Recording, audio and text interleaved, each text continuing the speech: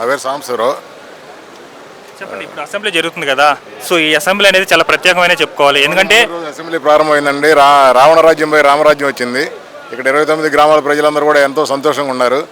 అందుకనే వాళ్ళు ఓటుతో ఓడించేశారు. ఈ 5 సంవత్సరాల అరాజక పరిపాలనకు అంతమందించి రామరాజ్యానికి నాంది పలికి సంతోషంగా మంచి పరిపాలన, సంక్షేమ అభివృద్ధికి. ఇదే అసెంబ్లీలో వైసీపీ లీడర్స్ బాబు గారిని అవమానించారు. సో అప్పుడు బాబు గారు శబ్దం చేసి వెళ్ళిపోయారు. గౌరవ సభగా చేస్తానని చెప్పి 2021లో ప్రతిజ్ఞ చేసి వెళ్ళిపోయినటువంటి బాబు గారు ఆ ప్రతిజ్ఞ వాళ్ళు నెరవేర్చుకుంటున్నారు. అందుకని వాళ్ళకి 164 సీట్లు వచ్చినాయి. అదేవిధంగా తెలుగుదేశానికి 164 వచ్చినాయి.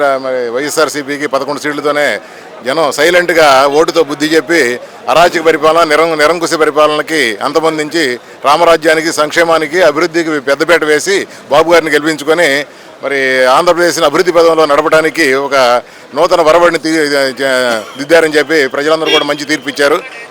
మీరేమో 164 సీట్లు వచ్చిన వైసీపీ వాళ్ళేమో సో ఈవీఎం మిషన్స్ వద్దు, బ్యాలెట్ పేపర్ ఎలా జరిగిందో దేవుడికి తెలియదు. 2019లో వాళ్ళు కూడా ఈవీఎంల మీద గెలిచారు కదండి. అంటే వాళ్ళది కూడా తప్పని అనుకోవాలి. మన ఒక్కడికే కదా, అరుణాచల్ ప్రదేశ్, సిక్కిం, ఒరిస్సా అందరికి కూడా ఈవీఎంలు ఒకటే. దేశం అంతా ఈవీఎంలు ఒకటే. దాంట్లో మనకి వీవీప్యాడ్లో మనం వేసినటువంటి గుర్తు కనపడుతుందండి. అదే నిదర్శనం. అదే మన సైకిల్కి వేసామనుకోండి, ఇంకోటి పడింది అనుకోండి, అప్పుడు ఎమ్మటే ప్రజలందరూ కూడా వ్యతిరేకం అవుతారు కదా. అది తప్పు. వాళ్ళు ఏంటంటే రీజన్ తప్పు. అది ఇప్పుడు ఈవీఎంలు అది సుప్రీంకోర్టు కూడా కేసు వేసారండి. సుప్రీంకోర్టు కూడా పోయింది అది ఈవీఎంలు నమ్మమని. కానీ దానికి ప్రూఫ్లు ఏమి లేవు. ఈవీఎంలు అనేవి దేనివల్ల ప్రభావితం కావు. మన ఇంటర్నెట్ కానీ వేరే దేనివల్ల ప్రభావితం కావు. అందుకని దాని బ్యాటరీ దాన్ని ఫిక్స్ చేశారు. 2019లో మరి జగన్ గెలిచాడు కదా 150 సీట్లు. మరి ఆయన కూడా ఈవీఎంలు అంటే అది కూడా తప్పే కదా. మరి ఆయన కూడా తప్పుగా గెలిచినట్టే కదా. మరి ఇప్పుడు ఈయన తప్పుగా గెలిచాడని ఆయన అన్నాడు. మరి ఆయన ఎట్లా గెలిచాడు? ఈవీఎంలే కదా. మరి బ్యాలెట్ పేపర్ పెట్టబోయాడు ముందరగానే. బ్యాలెట్ పేపర్ ఈ ఎన్నిక ముందలే బ్యాలెట్ పేపర్ పెట్టినట్టు బ్యాలెట్ పేపర్ వేసేవాడు కదా. అందరూ ఒప్పుకొని కోర్టే కొట్టేసిందండి. పక్కన మీకు ప్రతి ఓటర్ వేసినప్పుడు పక్కన వీవీప్యాడ్లో మీరు వేసినటువంటి చిహ్నం కనపడుతుంది. అది మీరు ప్యాన్కి వేసారనుకోండి, సైకిల్ పడింది అనుకోండి, అప్పుడే వ్యతిరేకించేవాడు కదా ప్రజలందరూ. అక్కడైతే కనపడుతుంది మన అబద్ధాలు అనేవి. ప్రజల సొమ్ము 500 పెట్టి అది ప్యాలెస్ కట్టాడు. ఏం చెప్పాడు కోర్టులో ఏం చెప్పాడు? టూరిజం భవనాలని చెప్పాడు. సొంత ఇల్లు కట్టుకున్నాడు. ఒక్కొక్క బాత్రూమ్ అంటే 26 లక్షలు అంట. ఒక్కొక్క బాత్రూము లెటర్ను 26 లక్షలు. తాంజానియా నుంచి, ఇండోనేషియా నుంచి తెప్పించాడు మార్బుల్స్. అవసరం అంటారా? ఒక 5 ఆ ఫర్నిచర్స్ గురించి కూడా నిన్న ప్రెస్లో కొడాలని వేసాడు కదా. మీకు ముష్టి ఫర్నిచర్ మేము దొంగిలిస్తాము, కావాలని ఎంత అవుతుందో చెప్పండి, ఖర్చు మొహాన్ని పడేస్తాం అన్నాడు. దాన్ని ఖర్చు కాదు కావాల్సి ఇచ్చిన ఫర్నిచర్ రిటర్న్ చేయాలండి. ఖర్చు కాదు ఇక్కడ.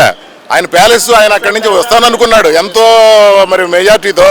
నేను మరలా గెలుస్తాను అనుకున్నాడు. ప్రజల యొక్క నాడు తెలియాలి ఆయనకి. ప్రజల యొక్క నాడు తెలుసుకోలేకపోయాడు. చుట్టూ ఉన్నటువంటి ఉండే దుష్టచేతష్టయం వాళ్ళ ఆయనకి జనంలో ఏముందనేది తెలియలేకపోయింది. పరదాలు కట్టుకొని రావడం, బటన్ నొక్కటం. జనవరి, ఫిబ్రవరి, మార్చిలో నొక్కిన బటన్లు మొన్న వచ్చినాయండి. ఎన్నికల ముందు ఏమని చెప్పారు? 14,125 కోట్లు ఎలక్షన్ కమిషన్ ఆపేసింది. 2 రోజులు ఆగిన తర్వాత ఇస్తామని.